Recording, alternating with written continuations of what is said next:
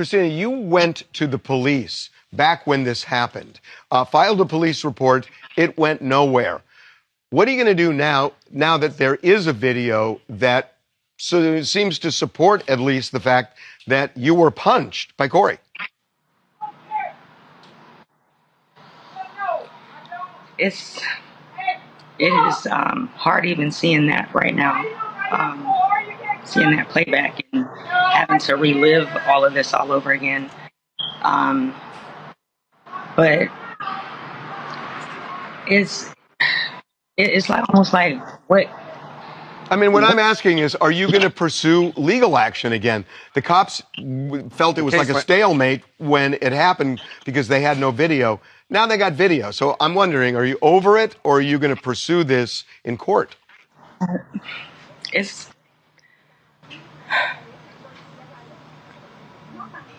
What's the difficult? What's making this so difficult, Christina, to go forward with it? I feel like Corey's like threatened or tried to silence me, or like where it's like I've been in fear for my life, literally. Not able to leave the house sometimes, and so I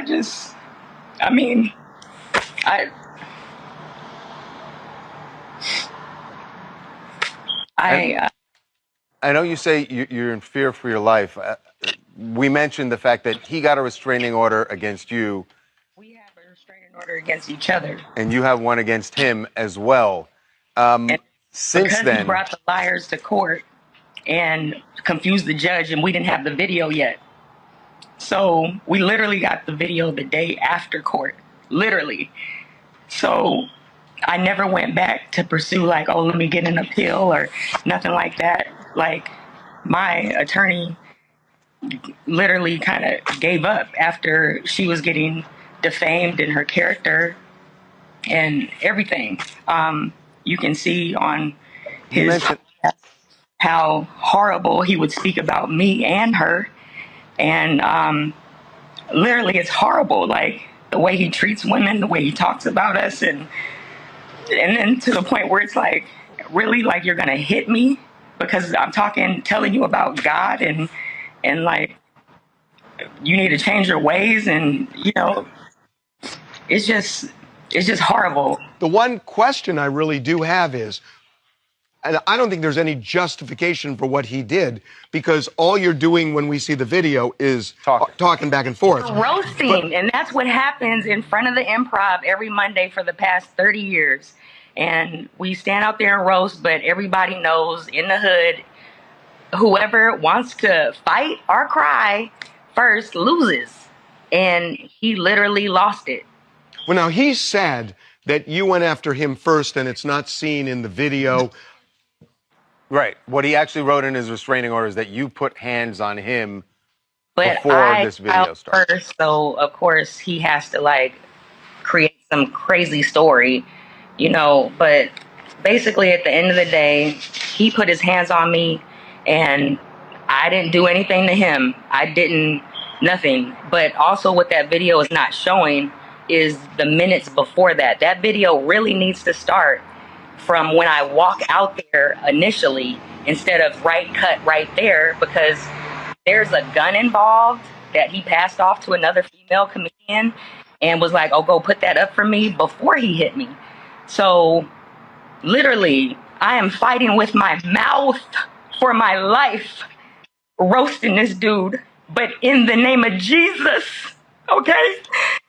So I literally said, like, leave me alone. Like, you didn't learn from the last time you tried to, say, he said, I'm a super sock this B. That's what he said initially 6 months prior to that hit. So he finally did what he had been saying he was going to do. He threatened me in June of 2024, before this hit happened in December of 2024. And there's witnesses for that as well. Damn, Corey. You mean to tell me you put your hands on women, but you didn't accept the fade with Anton? Come on, my guy. It's getting harder and harder to defend you, man. Now, going back to the Anton situation, Corey actually posted up a video, and a lot of people did say Anton Daniels has no problem talking about people's wives, daughters, children, none of that. So Corey talking about Anton's daughter is just somewhat a taste of his own medicine. Cool. But why'd you try to make Christina Payne taste your knuckles, man? What's going on, man? I'm sitting here listening to her crying and the tears and all this, and I'm not gonna say skeptical, but I like to get as much information as possible before I just pass judgment. You know what I'm saying? You can't just tell me somebody did something. Hold up, let me correct that. Well, no, you can't just tell me somebody did something, I'm just gonna believe you. But you damn sure can't make allegations against men, and I'm just gonna automatically believe it, because men face false allegations so much that we have to investigate. Do men do these things they're accused of? Absolutely. But does it happen as often as they try to make it seem? Absolutely not. So while she was talking, I'm like, okay, I mean, clearly he put his hands on her. There's no excuse for that. There's no excuse for that. But did she hit him first? They even said in the comment section that she was going from, I guess, club to club, harassing him, stalking him. Now, I'm listening to that, and she's a comedian. I try to be funny, so I did have a funny thought. I was like, damn, she was so fearful for her life that she was scared to go out and buy some new batteries for that smoke detector. But that's neither here nor there. That's neither here nor there. I actually watched the video, and I contemplated, should I put that video in this video? And I decided not to, because I don't want YouTube to demonetize me. However, I saw the footage on the Busy Room, the Busy, B-I-Z-I room on Instagram. That's the page that I watched it on. I think it's like the second or third video. It's in black and white. Can't miss it. So I'm going to describe to y'all what happened in the video. They were outside. It was a crowd of people, just like she said. I guess they was roasting. And she's standing on the curb. Corey's in the street.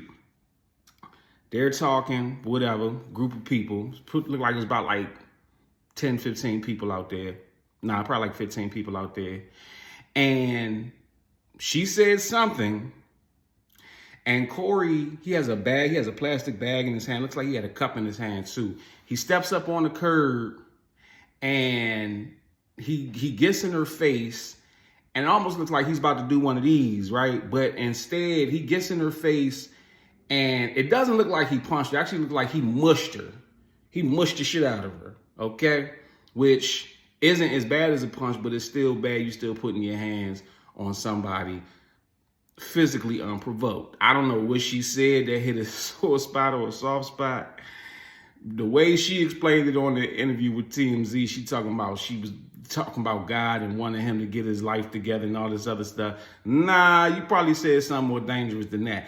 I need you to tell us what you said, because I want to see what buttons out here needs to be pushed. But he mushes her, and almost as quickly, dudes jump in, and like a couple dudes like kind of pushed him back, restrained him, and then him and another dude started getting a tussling. There wasn't no actual punches thrown, and that's why I was debating, should I even post the video up or not? Because it's literally, I didn't see any actual punches. Maybe in the midst of the chaos it was. He mushed her, okay? He didn't cock his fist back and Anthony Joshua the girl, but he still put his hands on the woman. And him and the dude, I think the dude had a hoodie on, so he like had a hold of the dude's hood, and they're like in the street kind of tussling a little bit, and everybody's trying to break them up. And meanwhile, she's just standing off to the side. I guess she was in shock that he even did that, and she just kind of stood there for a little bit. Then I kind of lost track of her, and I think I seen her probably talking shit to him as they was like, as that crowd was dispersing. So that's my description of what happened. But go watch the video for yourself and let me know what you think in the comment section. This is just not a good look. They trying to diddy this man. Who needs baby oil, right? They doing to comedians now, God damn it. Listen, man, right now, you can order Clout Cane t-shirts, okay? On YouTube, the link is up here at the top of the screen.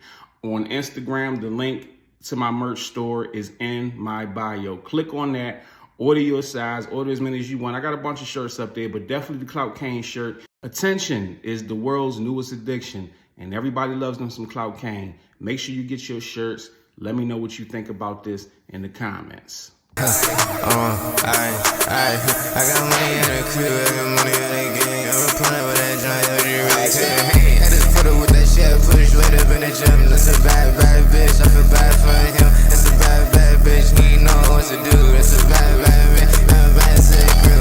Can't dollar bill, bad, get a bitch blue. I'm with you. I know what they mean, what they tryna do. They talking all that shit, they ain't got nothing to do. When it come to me, I'm just doing something new. I've been from the shit, I've been chillin' with the hip hop. That bad bitch, I'm a hitter in my flip flops. You ain't even know, but these fuckers gonna flip flop. I just get that shit, man, my shit was looking real hot. It was shit, shit was looking not.